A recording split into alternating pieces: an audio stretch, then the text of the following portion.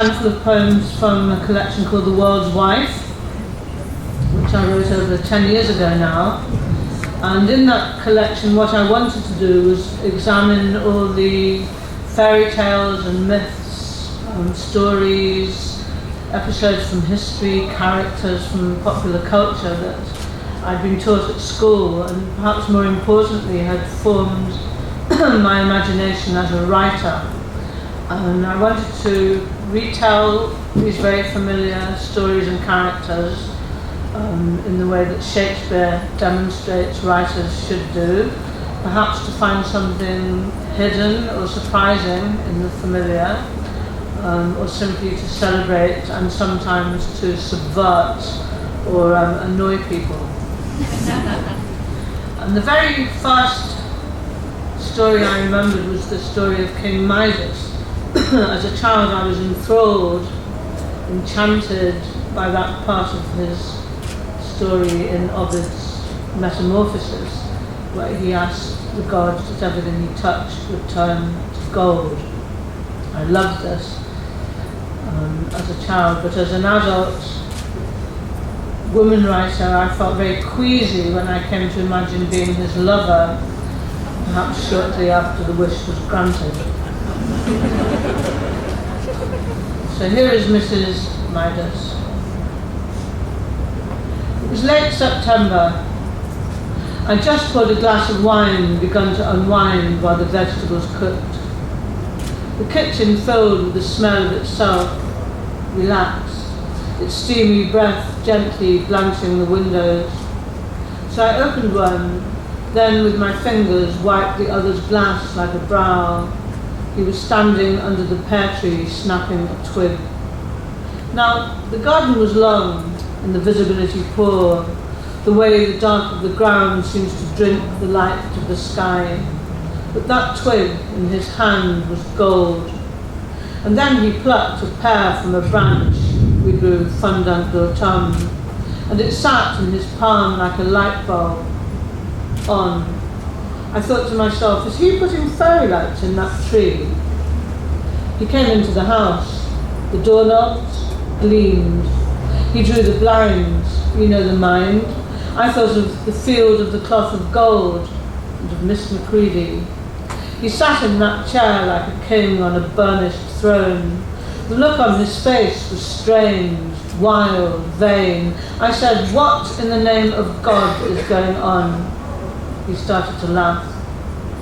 I served up the meal. For starters, corn on the cob. Within seconds he was spitting out the teeth of the rich. He toyed with his spoon and mine, and with the knives, the forks. He asked where was the wine. I poured with a shaking hand, a fragrant, bone-dry white from Italy. Then watched as he picked up the glass, goblet, golden chalice, drank. It was then that I started to scream. He sank to his knees. After we'd both calmed down, I finished the wine on my own, hearing him out.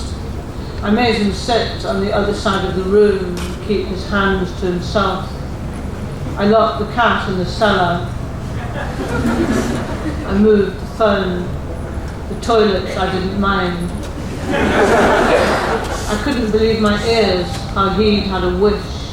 Look, we all have wishes. Granted. But who has wishes granted? Him.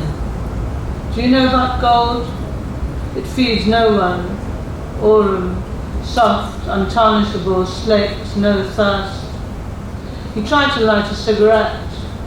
I gazed, entranced, as the blue flame played on its luteous stem. At least, I said, you'll be able to give up smoking for good. Separate beds. In fact, I put a chair against my door, near petrified. He was below, turning the spare room into the tomb of Tutankhamun. You see, we were passionate then, in those halcyon days, unwrapping each other rapidly, like presents, fast food. But now I feared his honeyed embrace, the kiss that would turn my lips to a work of art, and who, when it comes to the crunch, can live with a heart of gold. That night, I dreamt I bore his child. It's perfect, all limbs, its little tongue like a precious latch, its amber eyes holding their pupils like flies. My dream milk burned in my breast. I woke to the streaming sun. So you had to move out. We'd a caravan in the wilds in a glade of its own. I drove him up under cover of dark. He sat in the back. And then I came home, the woman who married the fool who wished for gold. At first I visited, odd times, parking the car a good way off, then walking. You knew you were getting close, golden trout on the grass. One day a hare hung from a larch, a beautiful lemon stick, and then his footprints glistening next to the river's path. He was thin, delirious, hearing, he said, the music of Pan from the woods. Listen, that was the last straw. What gets me now is not the idiocy or greed, but lack of thought for me, pure selfishness. I sold the contents of the house and came down here. I think of him in certain lights. Dawn, late afternoon, and once a bowl of apples stopped me dead.